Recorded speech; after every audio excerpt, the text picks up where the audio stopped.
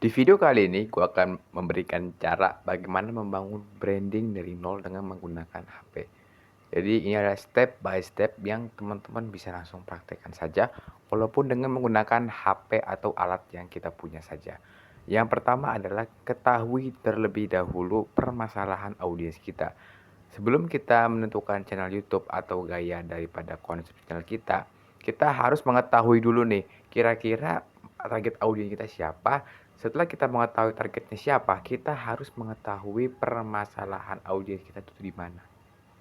Ketika kita melihat sebuah channel YouTube nih atau sebuah akun lah di Instagram atau di TikTok, pasti dia kan punya target audiens yang jelas. Misalnya channel YouTube yang membahas perihal investasi dan keuangan. Masalahnya di mana? Masalahnya orang-orang tidak bisa mengelola uang dengan benar.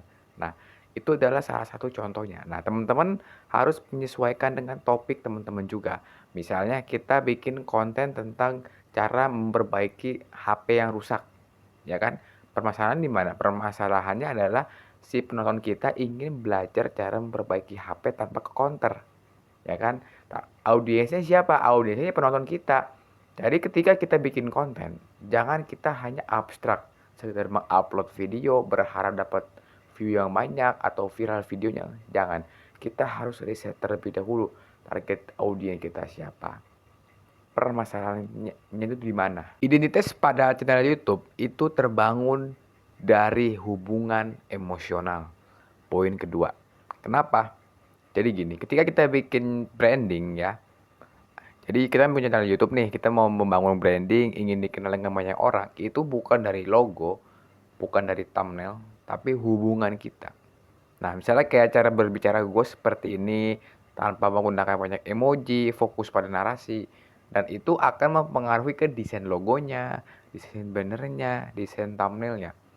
Ketika teman-teman ingin bikin channel YouTube, sebelum kita membuat desain ya, desain logo atau banner, kita harus tentukan dulu nih, kira-kira bagaimana penyampaian daripada konten yang kita buat.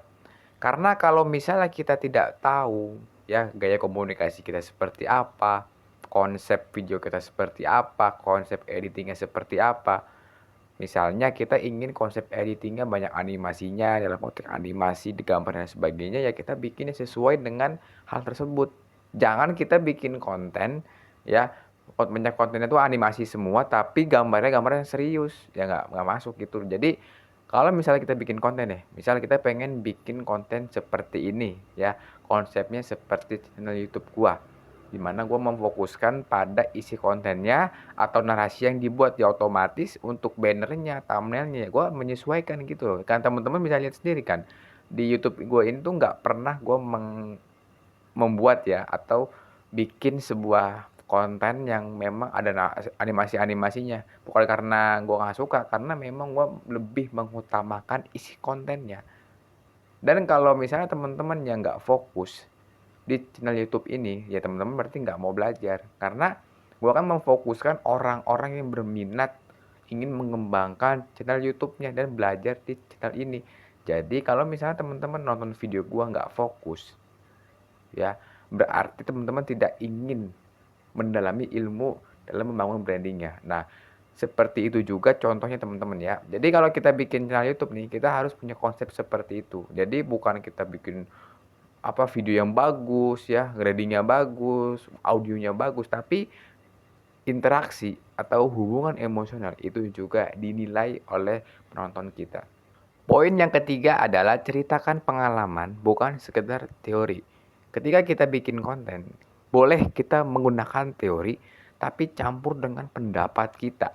Misal kita membahas tentang sistem ekonomi, di mana itu ada sistem ekonomi makro, mikro, keuangan, investasi. Contoh, itu kan gabungan ya, karena itu sangat korelasi sekali atau sama itu intinya. Nah, teman-teman bisa menambahkan teori dari buku atau dari jurnal, tapi kita harus memberikan juga yang namanya pendapat kita sendiri. Kalau misalnya kita bikin konten sekedar cuman berteori saja atau mungkin sekedar mengutip dari ChatGPT atau dari Google, ya orang juga bakal tidak suka.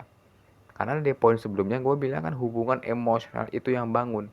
Bukan sekedar kita bikin konten ngejelasin materi yang mungkin itu sudah pernah dijelaskan sebelumnya atau sudah ada di buku. Atau teori lama lah ya, teori klasik gitu loh. Ya memang kita boleh mengutip teori, tapi kita berikan pendapat. Nah, penting sekali ketika kita bikin konten, teman-teman jangan hanya fokus ke skripnya.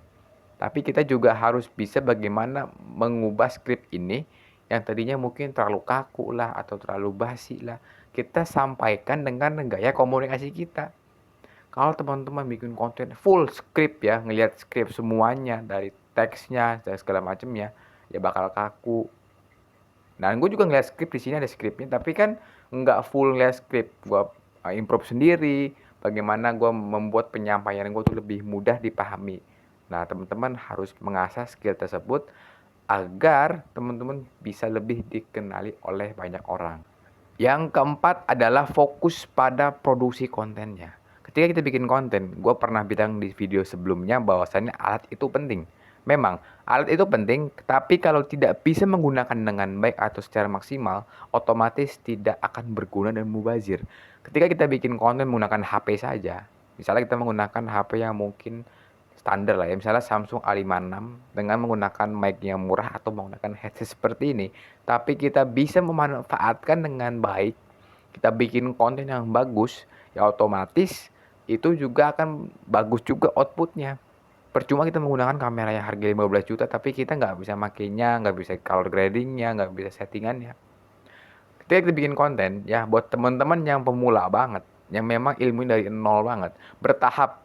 Jangan langsung kita, mungkin kalau ada uang lebih ya, ada rezeki lebih, kita langsung beli kamera yang mahal, kita beli laptop yang mahal. Kalau misalnya kita nggak bisa make, kita belajar dari yang hal basic dulu. Ya, nah mungkin teman-teman bolehlah beli kamera, tapi kita belajar dari hal gradingnya itu seperti apa, editingnya seperti apa. Karena ilmu editing itu memang terlihat sangat mudah sekali ya, sekedar ngedit ganti warna atau mungkin memperbaiki footage yang jelek atau memperbagus atau menghilangkan noise, itu enggak. Kalau teman-teman lebih dalam lagi atau teman-teman yang mungkin editor yang nonton video ini bisa memberikan pendapatnya di komentar, di mana editing itu tidak semudah itu teman-teman. Ya, jadi kalau teman-teman mau lebih upgrade skillnya, manfaatkan dulu alat yang ada, maksimalin terus sampai benar-benar maksimal, baru kita upgrade alat yang lebih bagus lagi. Jadi tidak mubazir dan potensi atau skill kita itu bertambah.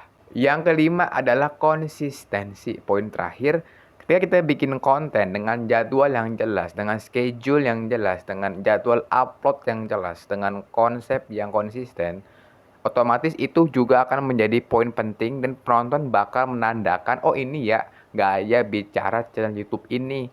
Ini ya jadwalnya seperti ini. Oh, tayangnya jam segini. Itu akan menandakan bahwasannya kita masih peduli dengan subscriber kita, followers kita, viewers kita. Kalau kita bikin konten ya, bikin channel YouTube sekedar upload video berharap viral lah atau berharap dapat AdSense yang gede lah, ya nggak masalah. Tapi kan kita juga harus memikirkan jangka panjangnya.